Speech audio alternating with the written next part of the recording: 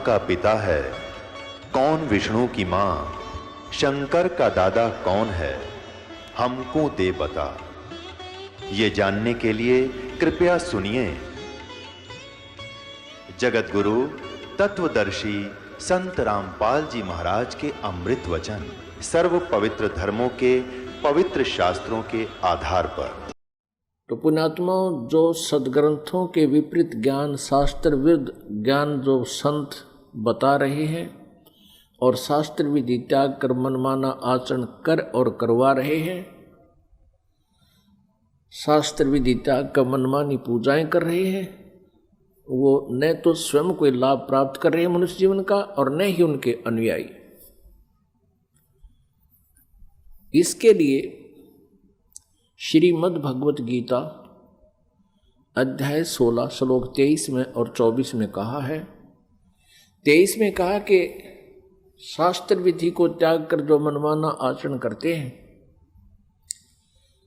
उनको न तो कोई सुख होता है और न ही उनकी कोई गति होती है और न ही सिद्धि को प्राप्त होते हैं, अर्थात व्यर्थ।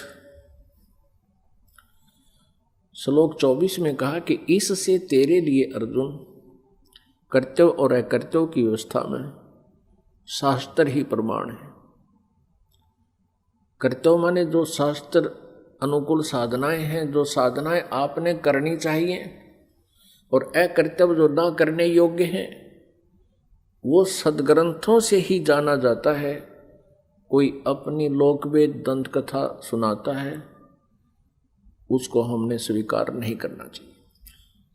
तो अभी तक जो ब्रह्मा जी, विष्णु जी, शिव जी को ये कहते आए हैं, ये पवित्र हिंदू धर्म के ये शास्त्र विरुद्ध ज्ञान देने वाले आचार्य, गुरु, ऋषि, महर्षि ये कहते आए हैं कि ब्रह्मा जी, विष्णु जी, शिव जी ये अजर अमर हैं, इनके कोई माता पिता नहीं है और ये सभी ब्रह्मांडों के रचनहार यही है। तो वो टीचर ठीक नहीं, वो शास्त्र विधि त्याग के लोकवेद सुना रहे हैं। लोकवेद क्या होता है? सुना सुनाया ज्ञान जो कहीं प्रमाणित ना हो। अभी आपको दिखाते हैं श्रीमद् देवी भागवत। वो श्री ब्रह्मा, श्री विष्णु, श्री शिव जी के विषय में क्या जानकारी देते हैं। आप जी ने ये देखिएगा, श्रीमद् देवी भागवत सचित्र मोटा टाइप, केवल हिंदी, गीता प्रेस गोरखपुर से प्रकाशित है। इसके कौन है संपादक? हनुमान प्रसाद पोदार, चिमनलाल गोस्वामी। प्रकाशक एवं मुद्रक हैं गीता प्रेस गोरखपुर, गोविंद मोहन कार्यालय, कोलकाता का संस्थान। तीसरे स्कंद में 123 पृष्ठ पे है, तीसरा स्कंद। भगवान विष्णु जी अपनी माता दुर्गा की स्तुति कर रहे हैं। क्या कह रहे हैं? तुम शुद्ध स्वरूपा हो, यह सारा संसार तुम ही से उद्भासित हो रहा है। मैं, ब्रह्मा और शंकर, विष्णु जी कह रहे, हम सभी तुम्हारी कृपा से विद्यमान हैं। हमारा आविर्भाव माने जन्म, तिरोभाव माने मृत्यु, हमारा आविर्भाव और तिरोभाव हुआ करता है। केवल तुम ही नित्य हो, जगत जननी हो, प्रकृति और सनातनी देवी हो। ये प्रकृति शब्द याद रखना। दुर्गा को प्रकृति भी कहते हैं। आपके गीता जी में काम आओगा 14वें अध्याय के 3, 4, 5 श्लोकों में, क्योंकि ये कोड वर्ड है गीता जी। प्रकृति दुर्गा जी को कहते हैं। इससे स्पष्ट हो गया कि ब्रह्मा, विष्णु, महेश का जन्म और मृत्यु होता है। भगवान शंकर बोले, देवी यदि महाभाग विष्णु तुम ही से प्रकट हुए हैं तो उनके बाद उत्पन्न होने वाले ब्रह्मा भी तुम्हारे बालक हुए। फिर मैं तमोगुणी लीला करने वाला शंकर क्या तुम्हारी संतान नहीं हुआ? अर्थात मुझे भी उत्पन्न करने वाली तुम ही हो। शिवे, संपूर्ण संसार की सृष्टि करने में तुम बड़ी चतुर हो। इस संसार की सृष्टि, स्थिति और संहार में तुम्हारे गुण सदा समर्थ हैं। उन्हीं तीनों गुणों से उत्पन्न हम, रजगुण ब्रह्मा जी, सतगुण विष्णु, तमगुण शंकर, उन्हीं तीनों गुणों से उत्पन्न हम ब्रह्मा, विष्णु एवं शंकर नियमानुसार कार्य में तत्पर रहते हैं। पुण्यात्मा, इस पवित्र देवी पुराण ने इन चंद पंक्तियों में स्पष्ट कर दिया कि श्री ब्रह्मा, विष्णु, महेश ये नासवान हैं, इनकी जन्म और मृत्यु होती है। दुर्गा इनकी माता है और रजगुण ब्रह्मा जी, सतगुण विष्णु, तमगुण शिव जी है। और चौथा ये कंसेप्ट क्लियर हो गया कि ये केवल नियमित कार्य ही कर सकते हैं। जिसका जैसा नियमित है, जिसका किस्मत में जो कुछ भी लिखा है उसमें ये परिवर्तन नहीं कर सकते, उनको जैसा ही दे सकते हैं। जैसा कर्म है वैसा ही उनको फल देते हैं, ऐसा इनका नियम है। और ये हमारे सदग्रंथों में लिखा हुआ है। अब आप जी को डिटेल से दिखाते हैं। इसी श्रीमद् देवी भागवत को ही पुनः दिखाते हैं पूरी डिटेल से। ये देखिएगा, ये वही श्रीमद् देवी भागवत है, गीता प्रेस गोरखपुर से प्रकाशित है। ये है श्रीमद् देवी भागवत, तीसरा स्कंद यहां प्रारंभ होता है। पृष्ठ 113 है, पृष्ठ 113 है।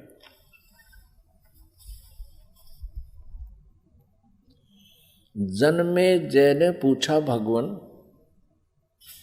आपने अंबा यज्ञ अर्थात परम पवित्र नवरात्र व्रत के करके उसके द्वारा देवी के आराधन करने की आज्ञा दी है।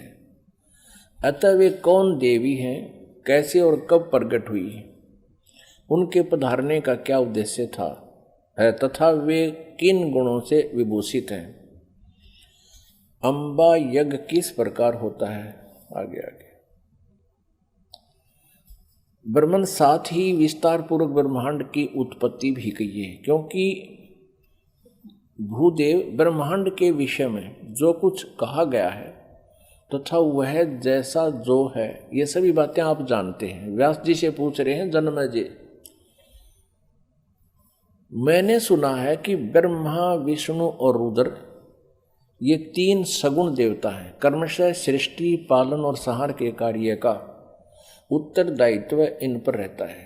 पाराशर नंदन व्यास जी, अब मैं इनके संबंध में विस्तार पूर्वक सुनना चाहता हूँ, आप बतलाने की कृपा करें। व्यास जी कहते हैं, राजन तुम्हारी बुद्धि बड़ी विशाल है। अभी तुमने जो पूछा कि ब्रह्मादि की उत्पत्ति, यानी ब्रह्मा विष्णु महेश, ब्रह्मादि माने ब्रह्मा विष्णु महेश की उत्पत्ति कैसे हुई, सो वह महान कठिन विषय है। उसमें अनेक प्रश्न उठ जाते हैं। यही प्रश्न पूर्व समय में मैंने नारद जी से किया था। व्यास जी कह रहे हैं कि मैंने नारद से पूछा था यही ज्ञान। मैंने कहा, मुने आप बुद्धिमान हैं, मुझे यह बताने की कृपा कीजिए कि इस विस्तृत ब्रह्मांड के प्रधान कर्ता कौन है। मुनिवर, यह ब्रह्मांड कहाँ से उत्पन्न हो गया। दिविजवर, साथ ही यह भी बताइए कि यह ब्रह्मांड विनाशशील है अथवा सदा रहने वाला है। इसकी रचना ये 114 पृष्ठ पे, तीसरा स्कंद। करने वाला कोई एक है अथवा बहुत से इसके रचयिता है। कर्ता के अभाव में कार्य का होना असंभव है। यह प्रश्न मेरे मन में उठा करता है। कुछ लोग भगवान शंकर को परम कारण मानकर जगत का रचयिता बतलाते हैं। वे कहते हैं कि देवादिदेव भगवान शंकर अविनाशी पुरुष हैं, उनका कभी जन्म और मरण नहीं होता, वे आत्मा मर्मण करने वाले हैं, देवताओं पर भी उनका शासन बना रहता है। दूसरे कई लोग भगवान विष्णु की प्रशंसा किया करते हैं। वे शक्तिशाली पुरुष, अव्यक्त, अखिल ऐश्वर्य के संपन्न परब्रह्म परमात्मा है। कुछ दूसरे लोग ब्रह्मा जी को सृष्टि का प्रधान कारण बताते हैं। कितने ही आचार्य भवानी को संपूर्ण मनोरथ पूर्ण करने वाली बतलाते हैं। वे आदि माया महाशक्ति एवं परम पुरुष के साथ रहकर कार्य संपादन करने वाली प्रकृति है। ब्रह्म के साथ उनका अभेद संबंध है। ब्रह्म ये काल है, क्षर पुरुष, और अभेद संबंध यानी पति पत्नी का संबंध है। वे सृष्टि स्थिति और संहार कार्य में संलग्न रहती हैं। संपूर्ण प्राणियों एवं देवताओं की भी वे जननी है, उनका कभी जन्म मरण नहीं होता। वैष्णवी, सांभवी, ब्राह्मी, वासवी, वारुणी, वाराही, नारसिंही और तथा अद्भुत महालक्ष्मी नाम से विख्यात है। 115 पृष्ठ पे। कितने श्रेष्ठ मुनि कहते हैं कि जो निरंजन, निराकार, निर्लेप, निर्गुण, अरूप एवं व्यापक ब्रह्म है, उन्हीं से जगत की सृष्टि हुई है। कहीं कहीं वेद और उपनिषद में भी वे ही ब्रह्म तेजो में बतलाए गए हैं और प्रधान पुरुष हैं। हजारों मस्तकों, आँखों, कानों, हाथों, मुखों, चरणों से वे संपन्न आकाश ये आगे देखो। अब व्यास जी पूछ रहे थे नारद जी तक, मैंने ऐसा सुना है कोई कुछ बता रहा है, कोई कुछ बता रहा है, कोई शंकर को रचयिता, कोई विष्णु जी को रचयिता बताते। अब नारद जी कहते हैं, व्यास जी प्राचीन समय की बात है, यही संदेह मेरे हृदय में भी उत्पन्न हो गया था। तब मैं अपने पिता अमित तेजस्वी ब्रह्मा जी के स्थान पर गया और उनसे इस समय जिस विषय में तुम पूछ रहे हो उसी विषय में मैंने पूछा। मैंने कहा, पिताजी यह संपूर्ण ब्रह्मांड कहाँ से उत्पन्न हुआ? विभो, आपने सम्यक प्रकार से इसकी रचना की है, अथवा विष्णु इस विश्व के रचयिता हैं या शंकर ने इसकी सृष्टि की है। पर जगत प्रभु, आप विश्व के आत्मा हैं और सच्ची बात बताने की कृपा करें। किन देवताओं की पूजा करनी चाहिए तथा कौन देवता सबसे बड़े एवं समर्थ है? निष्पाप ब्रह्मा जी, इन सभी प्रश्नों का समाधान करके मेरे हृदय के संदेह को दूर करने की कृपा कीजिए। सत्यवती नंदन व्यास जी, इस प्रकार मेरे प्रसन्न करने पर लोक पितामह ब्रह्मा जी मुझसे कहने लगे। ब्रह्मा जी ने कहा, बेटा मैं इस प्रश्न का क्या उत्तर दूं? यह प्रश्न बड़ा ही जटिल है। महाभाग, तुम भगवान विष्णु से इसका समुचित समाधान पा सकते हो। ये तीनों देवता, इनको ज्ञान तो है नहीं, इसलिए ये अपने से दूसरे की तरफ धका दिया करें, चलो वहाँ उससे पूछ लो। फिर भी विष्णु जी की तरफ संकेत करते हैं, फिर भी अपना ज्ञान वो बता रहे हैं। ब्रह्मा जी कह रहे हैं, महामते, इस संसार में कोई भी रागी पुरुष ऐसा नहीं है जिसे यह रहस्य विदित हो। जो त्यागी, अहंकार रहित एवं ईर्षा शून्य है, वही इसके रहस्य को जान सकता है। पूर्व काल में, अब सृष्टि की रचना बता रहे हैं ब्रह्मा जी। पूर्व काल में सर्वत्र जल ही जल था, स्थावर जंगम जितने प्राणी हैं उनमें कोई भी नहीं थे। तब कमल से मेरी उत्पत्ति हुई। उस समय मुझे सूर्य, चंद्र, वृक्ष तथा पर्वत कोई भी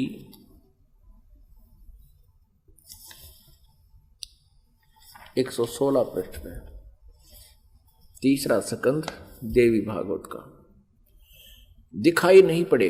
मैं कमल की कणिका पर बैठकर विचार करने लगा, इस अगाध जल में मैं कैसे उत्पन्न हो गया, कौन मेरा रक्षक है तथा इस प्रलय काल में सृष्टि एवं संहार करने वाले कौन विशिष्ट पुरुष हैं। कहीं भी स्पष्ट रूप से भूमि भी नहीं दिखती जिस पर यह जल टिका हुआ है। यह कमल कैसे उत्पन्न हुआ, यों विचार करके मैं जल में उतरा। ब्रह्मा जी कह रहे हैं, 1000 वर्ष तक पृथ्वी का अन्वेषण करता रहा, यानी खोज करता रहा। इस पर भी मुझे उस जल का कहीं और छोर नहीं मिला। इतने में आकाशवाणी हुई, तप करो तप करो। तब मैंने तपस्या आरंभ कर दी। कमल पर बैठे ही 1000 वर्ष तक मैं तप करता रहा। फिर उसी समय सृष्टि करो, ऐसी आकाशवाणी सुनाई पड़ी। उसे सुनकर मैं बड़े आश्चर्य में पड़ गया। सोचा कि किसकी सृष्टि करूं अथवा मेरा क्या कर्तव्य है। उसी समय मधु और कैटब नाम के दो भयंकर दानव राक्षस सामने आ गए। वे उस महावर्ण में मुझसे युद्ध करने की इच्छा प्रकट करने लगे। मैं उनसे भयभीत हो उठा। तब कमल का डंठल पकड़कर जल में उतरा। वहां मुझे एक परम अद्भुत पुरुष के दर्शन मिले। उनका श्री विग्रह माने शरीर मेघ के समान श्याम था, बादलों की तरह, काले बादलों की तरह। वे पीतांबर पहने थे, 4 भुजाएं थी, शेष नाग की सैया पर सोए थे। उन जगत प्रभु के गले को वनमाला सुशोभित कर रही थी। शंख, चक्र, गदा और पद्म, इन 4 आयुधों से अनुपम शोभा पा रहे थे। ऐसे शेष शाही भगवान विष्णु का मुझे दर्शन हुआ। वे योग निंद्रा के वशीभूत होकर गाढ़ी नींद में सोए हुए थे। उनकी सारी चेष्टाएं शांत थी। नारद जी शेष नाग की सैया पर सोए हुए उन प्रभु को देखकर मेरा मन चिंतित हो उठा। इतने में भगवती योग निंद्रा याद आ गई। मैंने उनका स्तवन किया। तब वे कल्याणमयी भगवती श्री विष्णु जी के विग्रह से निकलकर, विग्रह माने शरीर से, श्री विष्णु जी के शरीर से निकलकर अत्यंत रूप धारण करके आकाश में विराजमान हो गई। दिव्य आभूषण उनकी छवि बढ़ा रहे थे। जब योग निंद्रा भगवान विष्णु के शरीर से अलग होकर आकाश में विराजने लगी, तब तुरंत ही श्री हरि उठ बैठे। अपने आत्माओं, जैसा आज आपको सृष्टि रचना में पहले बताया था, वर्बली दास ने बताया था, जो परमात्मा ने हमें बता रखा था, कबीर साहब ने ये कहा था कि दुर्गा ब्रह्मा जी, विष्णु जी और शिव जी की माता है, श्री देवी, और ये काल ज्योति निरंजन इनका पिता है। ये क्या करते हैं? इन तीनों बच्चों की उत्पत्ति करते हैं। ये काल यानी ब्रह्म, सर्वपुरुष भी कहते हैं इसको, सर्वब्रह्म भी कहते हैं। सर्वब्रह्म और ये दुर्गा जी, इन दोनों के पति पत्नी व्यवहार से श्री ब्रह्मा जी, श्री विष्णु जी, श्री शिव जी की उत्पत्ति होती है, जन्म होता है। और ये क्या करते हैं? इनको बाल्यावस्था से ही कोमा में कर देते, अचेत कर देते और उनकी परवरिश जारी करते हैं। जब ये युवा होते हैं तो इनको सचेत कर देते। अब ये दुर्गा अन्य रूप धारण करके प्रेतवत, प्रेतनी की तरह विष्णु जी के शरीर में प्रवेश करके इनको बेहोश किए हुए थी। ऐसे ही ब्रह्मा जी को ये कमल के फूल पर रख दिया और तब तक ये अचेत था, कोमा में डाल रखा था। ये खुद कहता मुझे पता नहीं मैं कमल के फूल पर कहां से उत्पन्न हो गया, मेरा कौन जनक है। अब नीचे उतरा तो देखा विष्णु जी बेहोश पड़े थे वो, और उसमें से जब वो दुर्गा निकल गई, बाहर आई, तो वो सचेत हो गए। अब इस प्रकार इन सभी को इस काल भगवान ने अपने सुनियोजित षड्यंत्र के तहत भ्रमित कर रखा, किसी को यथार्थ ज्ञान नहीं बता रखा। अब यहां आप आगे देखिएगा, अब क्या होता है कि तीसरे स्थान पर भगवान शंकर को भी बेहोश कर रखा था, फिर उसको सचेत कर दिया, फिर तीनों को इकट्ठा कर दिया प्रेरणा करके, तीनों इकट्ठे हो गए। अब देखना श्रीमद् संक्षिप देवी भागवत और 3रा स्कंध, और हम यहाँ पढ़ रहे थे। तब वे कल्याणमयी भगवती श्री विष्णु के विग्रह से निकलकर अत्यंत रूप धारण करके आकाश में विराजमान हो गई। दिव्य आभूषण उनकी छवि बढ़ा रहे थे। जब योग निंद्रा भगवान विष्णु के शरीर से अलग होकर आकाश में विराजने लगी, तब तुरंत ही श्री हरि उठ बैठे। उन्होंने मधु और कैटब के साथ 5000 वर्ष तक बड़ी घमासान लड़ाई की। तब वे दैत्य मरे। पहले देवी के कटाक्ष से मधुर और कैटब मोहित हो गए थे। उसके बाद भगवान विष्णु ने गोद में लेटाकर उन्हें वहीं प्राणों से रहित कर दिया। अब वहां मैं और भगवान विष्णु दो थे, वहीं रुद्र भी प्रकट हो गए। हम तीनों को भगवती आद्याशक्ति के दर्शन हुए, दुर्गा के। उन्हें देखकर मनमुग्ध हो गया। हमने उनकी उत्तम स्तुति की। तब वे आदि शक्ति हम लोगों से कहने लगी। देवी ने कहा, ब्रह्मा विष्णु और महेश्वर, तुम भली भांति सावधान होकर अपने अपने कार्य में संलग्न हो जाओ। सृष्टि, स्थिति और संहार ये तुम्हारे कार्य हैं। ब्रह्मा जी कहते हैं, भगवती आद्याशक्ति की, हम 117 पृष्ठ पर पढ़ रहे हैं, तीसरा स्कंद। वह वाणी बड़ी मधुर थी, सुंदर एवं सुखप्रद थी। हमने वह स्पष्ट सुनी। हम लोगों ने उनसे कहा, माता, हम किस प्रकार इन प्रजाओं के सर्जन आदि कार्य करने में सफल हो? विस्तृत भूमि का अभाव है, सभी स्थान जलमग्न है। हमारी बात सुनकर उन कल्याण स्वरूपिणी भगवती का मुखमंडल मुस्कान से भर गया। इतने में एक सुंदर विमान आकाश से उतरा। तब उन देवी ने हमें आज्ञा दी, देवताओं, निर्भीक होकर इच्छापूर्वक इस विमान में प्रवेश कर जाओ। ब्रह्मा, विष्णु और रुद्र, आज मैं तुम्हें एक अद्भुत दृश्य दिखलाती हूँ। हमने भगवती की बात सुनकर उसे शिरोधार्य कर लिया। उस रत्न जटित विमान पर चढ़कर हम लोग आराम से बैठ गए। हम तीनों देवताओं को उस पर बैठे देखकर देवी ने अपने सामर्थ्य से विमान को आकाश में उड़ा दिया। ब्रह्मा जी कहते हैं, मन के समान तीव्र गति से चलने वाला वह विमान जिस अपरिचित स्थान पर गया, वहां संपूर्ण फलों से लदे हुए अनेक सुंदर वृक्ष थे। आगे एक अत्यंत सुंदर नगर दिखाई पड़ा। अद्भुत चार दीवारी उस नगर की छवि बढ़ा रही थी। उसमें बहुत से ऊंचे ऊंचे महल थे। उचित स्थान पर यज्ञशालाएं बनी थी। क्षण भर के बाद वह एक दूसरे सुंदर प्रदेश में जा पहुंचा। वहां हमने देखा अनुपम नंदन वन था। पारिजात की संगन छाया के नीचे सुरभि गो बैठी थी। आप पास में ही ऐरावत हाथी विराजमान था। सैकड़ों अप्सराएं, यक्ष, गंधर्व और विद्याधर उस पराजित के उपवन में गाते एवं व्यवहार करते थे। देखा तो वही महाभाग इंद्र भी थे। उनके समीप उनकी प्राण प्रिया सची विद्यमान थी। उस स्वर्ग के दृश्य को देखकर हम 118 पृष्ठ पे आश्चर्यचकित हो गए। आगे देखना। इतने में हमारा विमान तेजी से चल पड़ा और वह दिव्य धाम ब्रह्मलोक में जा पहुंचा। संपूर्ण देवता उस नगर के सामने मस्तक झुकाया करते थे। वहां एक दूसरे ब्रह्मा विराजमान थे। उन्हें देखकर भगवान शंकर और विष्णु को बड़ा आश्चर्य हुआ। सभा लगी थी।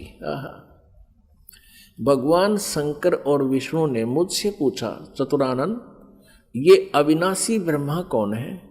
मैंने उत्तर दिया, मुझे कुछ पता नहीं। सृष्टि के अधिष्ठाता ये कौन है? भगवान, मैं कौन हूँ, ये कौन है, और हमारा उद्देश्य क्या है? इस उलझन में मेरा मन चक्कर काट रहा है।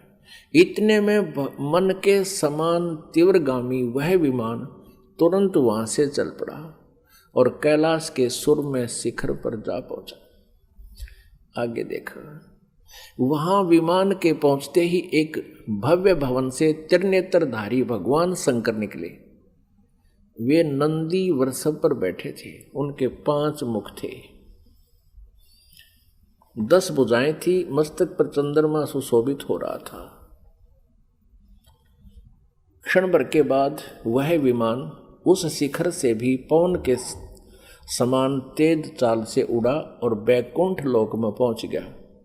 वह भगवती लक्ष्मी का विलास भवन था। बेटा नारद, वहां मैंने जो संपत्ति देखी उसका वर्णन करना मेरे लिए असंभव है। उस उत्तमपुरी को देखकर विष्णु का मन आश्चर्य के समुद्र में गोता खाने लगा।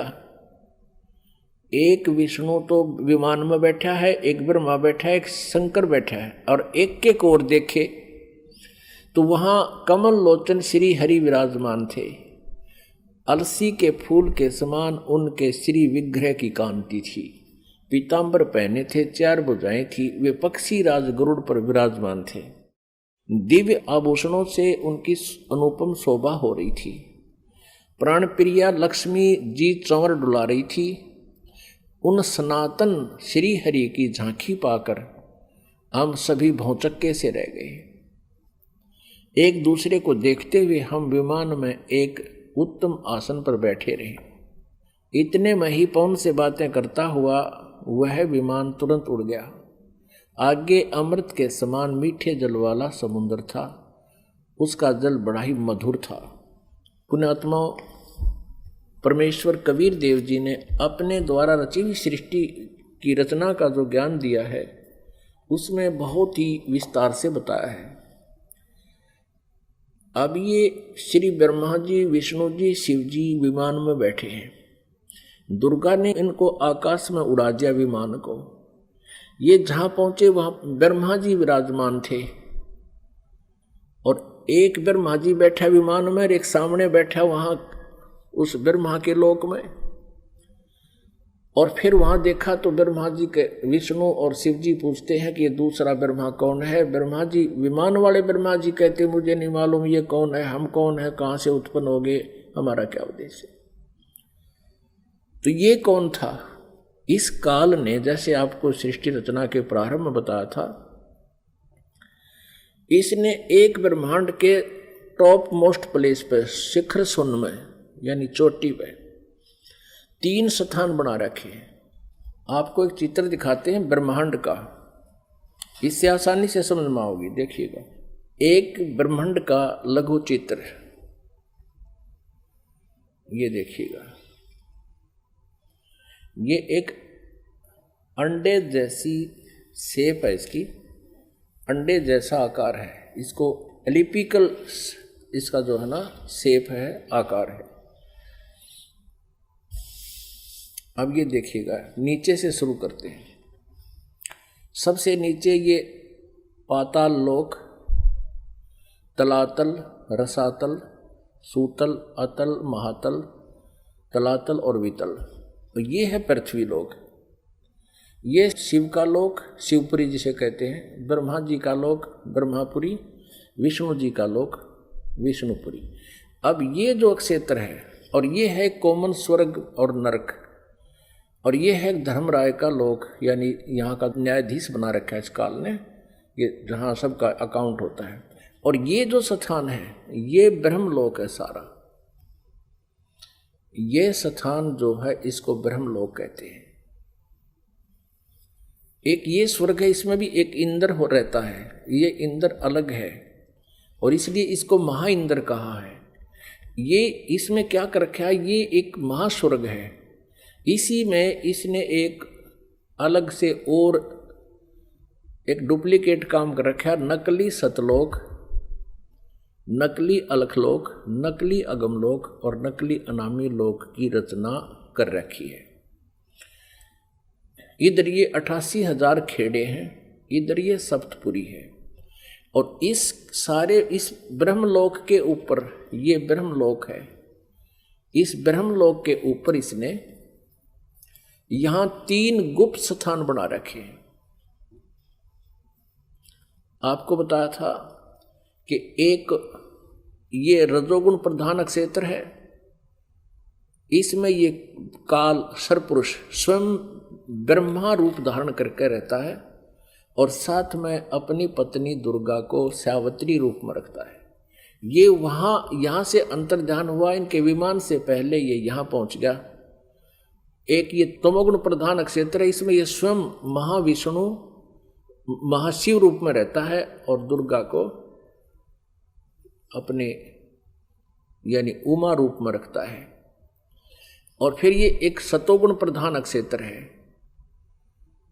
आगे फिर ये स्वयं ही विष्णु रूप धारण करके वहाँ विराजमान हो जाता है और दुर्गा को महालक्ष्मी रूप में रखता है।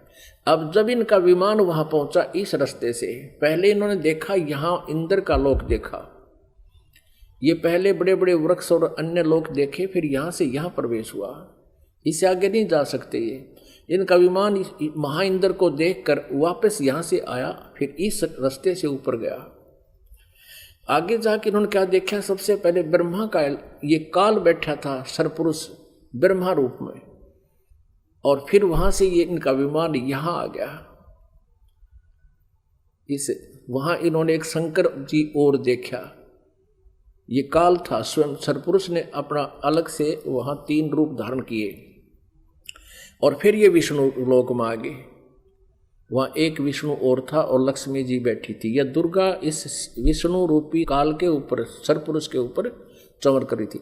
यहां से फिर इनका विमान यहां आया, इस मीठे जल के समुद्र में। यहां दुर्गा का एक लोक अलग से है। अब आगे पढ़ते, यहां तक हम पढ़ते हुए आ चुके हैं श्री देवी पुराण को। अब हम यहां आएंगे इस मीठे जल में, इस मीठे जल के समुद्र में पहुंच गए। अब यहां आते हैं पुण्यात्माओं, आज हमारे सदग्रंथ जो प्रमाणित कर रहे हैं, ये ज्ञान परमेश्वर कबीर जी ने 600 वर्ष पहले अपनी सच्चिदानंद घन ब्रह्म की वाणी में, कबीर वाणी में लिपिबद्ध करवा रखा है, आज से 600 वर्ष पहले। और आज इन सदग्रंथों में हमें सत्य हो रहा है। तो इससे सिद्ध है कि पूर्ण परमात्मा कबीर जी हैं, जिन्होंने पहले ही ये ज्ञान हमें दे रखा था और हमारे सदग्रंथों में विद्यमान है। अब हम कहाँ तक पढ़ते हुए आगे कि इन तीनों ये विमान में बैठे हैं, ब्रह्मा विष्णु शिव जी, और दुर्गा ने अपनी शक्ति से विमान को आकाश में उड़ा दिया। पहले वो पहुँचे ब्रह्मा जी के लोक में, वह इस काल के उस स्थान पर पहुंचे जो रजोगुण प्रधान है। वहां यह स्वयं ही सरपुरुष यानी काल ब्रह्म स्वयं ही ब्रह्मा रूप धारण करके विराजमान था। आगे फिर गए तो इस शंकर रूप में विराजमान था, आगे गए तो ये विष्णु रूप में विराजमान था। फिर वहां से इनका विमान कहाँ गया, ये सारा इसलिए किया गया था कि कहीं ये अपने आप को भगवान ना मान बैठे, इनका भ्रम निवारण कर दें। अब देखना, ये देवी भागवत चल रहा है, श्रीमद् देवी भागवत गीता प्रेस गोरखपुर से प्रकाशित है। ये वही पुस्तक है जो आपको पहले दिखाई थी। हमने यहाँ तक पढ़ लिया, हमने ये पढ़ा 118 पे। इतने में हमारा विमान तेजी से चल पड़ा और एक दिव्य धाम ब्रह्म लोक में जा पहुंचा। वहां पर एक दूसरे ब्रह्मा विराजमान थे। एक तो विमान में बैठा है, एक वहां विराजमान था दूसरा, वो ब्रह्म था, सरपुरुष था, वो धोखा देता है इनको, वो स्वयं ब्रह्मा रूप में वहां विराजमान था। उन्हें देखकर भगवान शंकर और विष्णु को बड़ा आश्चर्य हुआ, सभा लगी थी। भगवान शंकर और विष्णु ने मुझसे पूछा, चतुरानन ये अविनाशी ब्रह्मा कौन है? मैंने उत्तर दिया, मुझे कुछ पता नहीं। सृष्टि के अधिष्ठाता ये कौन है? भगवान मैं कौन हूँ? ये कौन है? और हमारा क्या उद्देश्य है? इस उलझन में मेरा मन चक्कर काट रहा है। इतने में मन के समान तीव्रगामी वह विमान तुरंत वहां से चल पड़ा और कैलाश के सुर में शिखर पर जा पहुंचा। वहां विमान के पहुंचते ही एक भव भवन से चरनेत्रधारी भगवान शंकर निकले। वे नंदी वृषभ पर बैठे थे। ये काल निकला वहां से, सरपुरुष। और फिर वहां से क्षण भर के बाद वह विमान उस शिखर से भी पवन के समान तेज चाल से उड़ा और बैकुंठ लोक में पहुंच गया। वहां पर कौन थे? वहां कमल लोचन श्री हरि विराजमान थे, विष्णु जी एक और यो काल बैठा था, सरब्रह्म सरपुरुष, और उसकी 4 भुजाएं थी। पक्षीराज गरुड़ पर विराजमान थे और प्राण प्रिय लक्ष्मी जी चौंच बुला रही थी। अब हम यहाँ आते हैं, नीचे देखते हैं। इतने में पवन से बातें करता हुआ वह विमान तुरंत उड़ गया। आगे अमृत के समान मीठे जल वाला समुद्र था, जिसका जल बड़ा ही मधुर था। हम 119 पृष्ठ पर पढ़ेंगे, अब 118 हमने पढ़ लिया। उस समुद्र में वहां एक मनोहर द्वीप था। उस द्वीप में एक मंगलमय मनोहर पलंग बिछा था। उस पलंग में सुंदर रत्न जड़े थे। उस उत्तम पलंग पर एक दिव्य रमणी बैठी थी, या दुर्गा जाकर वहां विराजमान होगी आगे। वे ऐसी प्रभावपूर्ण देवी थी मानो करोड़ों बिजलियां एक साथ चमक रही हो। अत्यंत सुंदर मुख था, लाल लाल दांत थे, करोड़ों लक्ष्मियों से भी अधिक वह सुंदर थी। वे ऐसी प्रभावपूर्ण देवी थी मानो करोड़ों बिजलियां एक साथ चमक रही हो। अत्यंत सुंदर मुख था, लाल लाल दांत थे। ये पढ़ लिया। अब यहाँ है,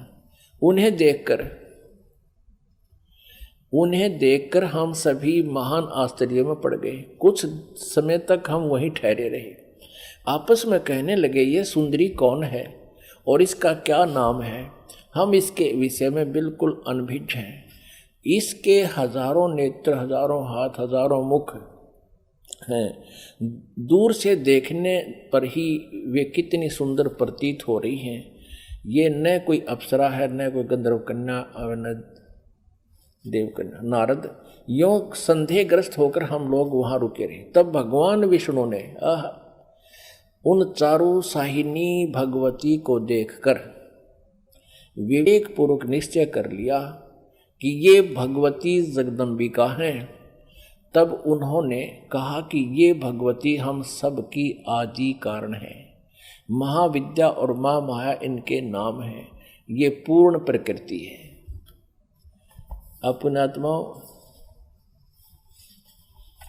विष्णु जी कह रहे हैं, क्योंकि विष्णु जी की बुद्धि खोल दी काल ने। अब हम 120 पृष्ठ पर पढ़ेंगे। संक्षिप्त देवी भागवत गीता प्रेस गोरखपुर से प्रकाशित है। ये वे ही दिवांगना है।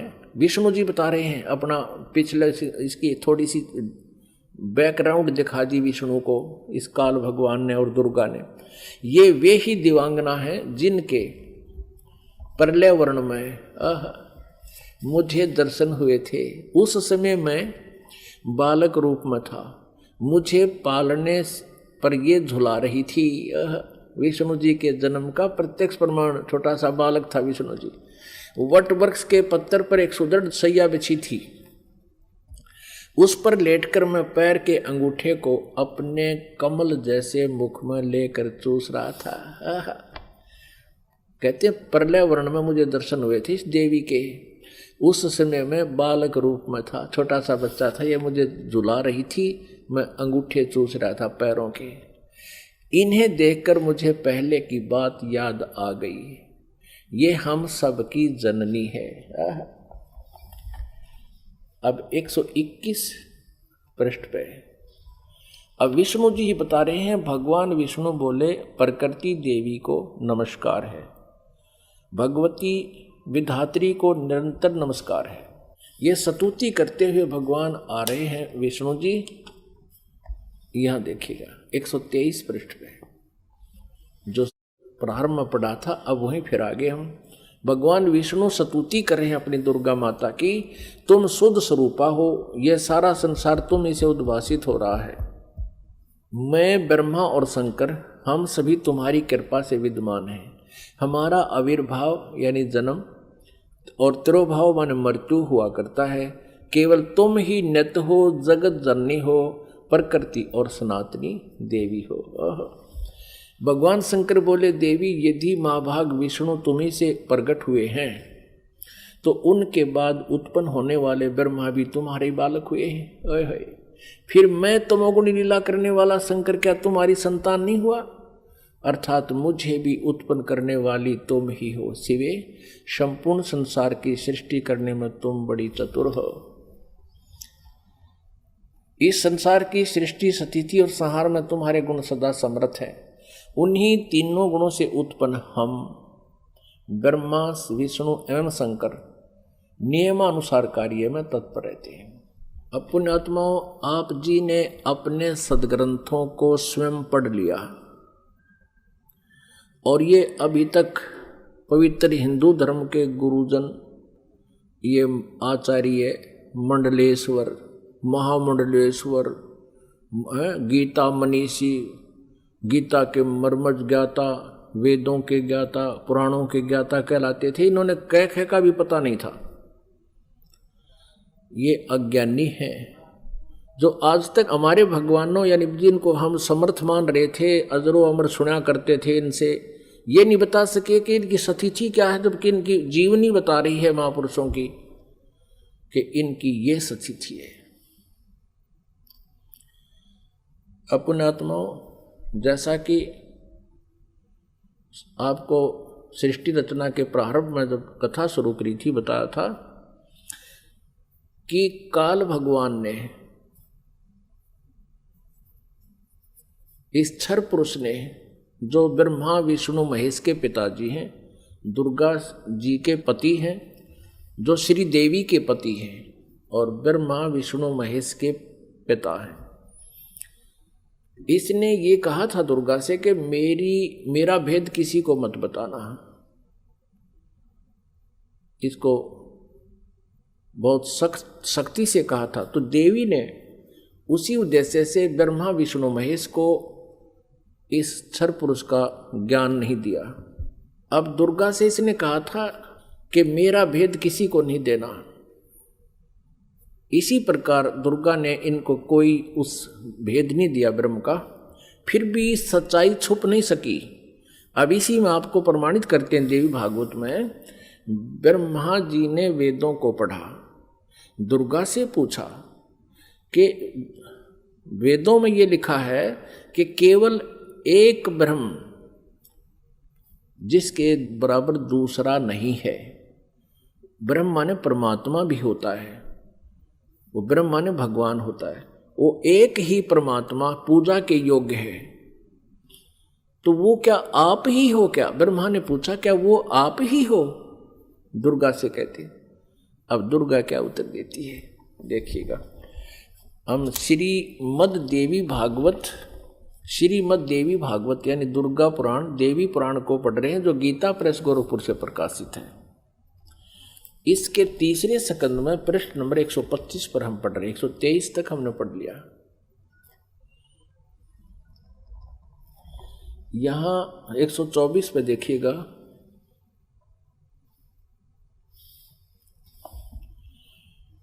ब्रह्मा जी कहते हैं अद्भुत तेजस्वी भगवान शंकर के यों स्तुति करने पर भगवती जगदम्बिका ने अपने बात बताई। अब यहाँ ब्रह्मा जी पूछ रहे हैं, ब्रह्मा जी का प्रकरण चल रहा है। ये 125 पृष्ठ पे हम पढ़ रहे हैं तीसरे स्कंद में। इस मूर्त और अमूर्त जगत का आधार तुमसे पूर्व कोई भी दूसरा पुरुष नहीं था, कोई तीसरा भी नहीं है। एकम एवं द्वितीयम ब्रह्म, इस वेद के वचन को व्यर्थ कहना तो बनता नहीं। अब दुर्गा इनको कहा करती मैं ही सब कुछ हूं, मैं ही तुम्हारा पिता हूं, मैं तुम्हारी माता हूं। तो अब ब्रह्मा जी ने वेदों को पढ़ा तो इसने कहा कि वेद के वचन को हम झूठा भी नहीं कह सकते, और इधर अनुभव दूसरी बात कहता है। इस प्रकार वेद वाक्यों और अनुभव में अत्यंत विरोध उत्पन्न हो रहा है। वेद कहते हैं एकम एव अद्वितीयम ब्रह्म है, तो क्या वह है आत्म स्वरूपा तुम ही हो अथवा वह कोई और पुरुष है? मेरे इस संदेह को दूर करने की कृपा करो। किसी महान पुण्य के प्रभाव से ही मुझे तुम्हारे चरणों की सेवा सुलभ हुई है। तुम स्त्री हो अथवा पुरुष, यह रहस्य भी मुझे विषाद रूप से कृपा करके बतलाओ। अध्याय 4-5 यहाँ पूरा होगा, तीसरे स्कंद का अब छठा अध्याय शुरू होता है। ब्रह्मा जी कहते हैं इस प्रकार मैंने जब भगवती जगदम्बिका से विनय पूर्वक पूछा, तब वे मधुर वाणी में मुझसे कहने लगी। देवी ने कहा मैं और ब्रह्म एक ही हैं। अब हो गए ना दो, सच्चाई छुप नहीं सकती, एक ही है। मुझ में और इन ब्रह्म में कभी किंचित मात्र भी भेद नहीं है। जो वे हैं वही मैं हूं और जो मैं हूं वही वे हैं। बुद्धि के भ्रम से भेद प्रतीत हो रहा है, हम लोगों के सूक्ष्म भेद को जो जानता है, इसे सीधा दो तो है ही, ये वो जानता है वही। अब 125 पृष्ठ हमने पढ़ा, अब 126 पढ़ेंगे। वही बुद्धिमान पुरुष है, वो तत्वदर्शी संत है जो हमारी भिन्न भिन्नता को समझता है। उसके संसार मार्ग से मुक्त होने में कुछ भी संदेह नहीं है। ब्रह्म एक ही है। आगे देखो, मैं शक्ति रूप धारण करके पराक्रम करती हूँ। गौरी, ब्राह्मी, रौद्री, वाराही, वैष्णवी, शिवा, वारुणी, कुबेरी, नारसिंही और वासवी सभी मेरे रूप हैं। विभिन्न कार्यों के उपस्थित होने पर उन देवियों के भीतर अपनी शक्ति स्थापित करके मैं सारी व्यवस्था करती हूँ। हाँ, उस देवी को निमित्त बना लेना मेरा स्वभाव है। अब आगे देखना। अपने आत्माओं, आप पढ़ रहे हो अपने सदग्रंथों को स्वयं। आप जी ने तीसरे स्कंद में और पृष्ठ नंबर 125 पे पढ़ा। ब्रह्मा जी कहते हैं कि मैंने जब दुर्गा जी से ये पूछा, माता से, जगदम्बिका से, कि वेदों में लिखा है कि एकम एव अद्वितीयम ब्रह्म, अद्वितीयम जिसके बराबर दूसरा कोई नहीं हो, वो ब्रह्म ही सब कुछ है। उधर से उपनिषद और आप जो कह रहे हो कि मैं ही सब कुछ हूँ, मैं ही सृष्टि रचना करने वाली हूँ, मेरे अतिरिक्त कोई नहीं है, तो इन वेद के वाक्य को झूठा भी नहीं कहा जा सकता। अनुभव हमारा बताता है कि परमात्मा निराकार है और वेद बताते हैं कि वो साकार है, तो हमारे अनुभव में और यथार्थता में बहुत विरोध है। तो क्या वो ब्रह्म आप ही हो या कोई और है? ब्रह्मा जी ने पूछा। अब दुर्गा पहले तो बहकाती है उनको कि उस ब्रह्म में और मेरे में कोई अंतर नहीं है, मैं ही वही हूँ, वो मैं ही हूँ। हम दोनों का सूक्ष्म भेद जो जानता है वो परम पुरुष है, विद्वान पुरुष है, तत्वदर्शी। आगे फिर देखना 129 पृष्ठ पे बिल्कुल स्पष्ट हो जाता है। देखिएगा, तीसरा स्कंद देवी भागवत, हम तीसरा स्कंद पढ़ रहे हैं, संक्षिप्त देवी भागवत का, पृष्ठ नंबर 129 पर। यहां देखिएगा, यों सृष्टि कर्म मैंने संक्षेप में तुम्हें बतला दिया। यह देवी कह रही है, दुर्गा बता रही है। यहां देवी का प्रवचन चल रहा है, देवी ने कहा, ये देवी बता रही है। यों 129 पृष्ठ पे, यों सृष्टि कर्म मैंने संक्षेप में तुम्हें बतला दिया। महानुभाव देवताओं, ब्रह्मा, विष्णु और शिव को दुर्गा कह रही है, अब मेरा कार्य सिद्ध करने के लिए विमान पर बैठकर तुम लोग शीघ्र पधारो, जाओ। कोई कठिन कार्य उपस्थित होने पर जब तुम मुझे स्मरण करोगे तब मैं सामने आ जाऊंगी। देवताओं, मेरा और सनातन परमात्मा का ध्यान तुम्हें सदा करते रहना चाहिए। अब यहाँ ये दो हो गए, तब तो कह रही थी मैं ही सब कुछ हूँ, और अब ये कह रही है दो, मेरा और ये दुर्गा ब्रह्म को ही सनातन परमात्मा बता रही है। हम दोनों का, आगे दो, हम दोनों का स्मरण करते रहोगे तो तुम्हारे कार्य सिद्ध होने में किंचित मात्र भी संदेह नहीं रहेगा। ब्रह्मा जी कहते हैं, इस प्रकार कहकर भगवती जगदम्बिका ने हमें विदा कर दिया। उन्होंने शुद्ध चरित्र वाली शक्तियों में से भगवान विष्णु के लिए लक्ष्मी को, शंकर के लिए महाकाली को और मेरे लिए महासरस्वती को पत्नी बनने की आज्ञा दे दी। अब उस स्थान से हम चल पड़े और दूसरे स्थानों पर हम तीनों की पुरुष रूप से प्रतिष्ठा हुई। आप जी को इस दास ने परमेश्वर कबीर जी द्वारा रची हुई सृष्टि और ये सारे ब्रह्मांडों की रचना कब कब कैसे हुई वो सारी बताई थी। इस दास ने आपको मौखिक सुनाया था, वर्बली सुनाई थी। और आज इन सदग्रंथों ने, हमारे शास्त्रों ने प्रमाणित कर दिया कि जो 600 वर्ष पहले परमेश्वर कबीर जी ने हमें ज्ञान दिया था वो आज हमारे सदग्रंथों में विद्यमान है। और ये नकली गुरु आचार्य झूठे वेद ज्ञानहीन, शास्त्रों के ज्ञान से हीन हैं और ये कहते हैं ब्रह्मा विष्णु महेश अजर व अमर हैं, इनके कोई माता पिता नहीं, ये सर्वेश्वर हैं, महेश्वर हैं। अब ये तो कंसेप्ट क्लियर हो गया दुर्गा का कि दुर्गा इनकी माता है, फाइनल हो गया। और तीनों का विवाह कर दिया दुर्गा ने, अपने ही 3 रूप बना करके। ये खुद कहती है कि मैं एक से अनेक हो जाती है ये देवी, और 3 रूप धारण करके इसने तीनों पुत्रों का विवाह कर दिया।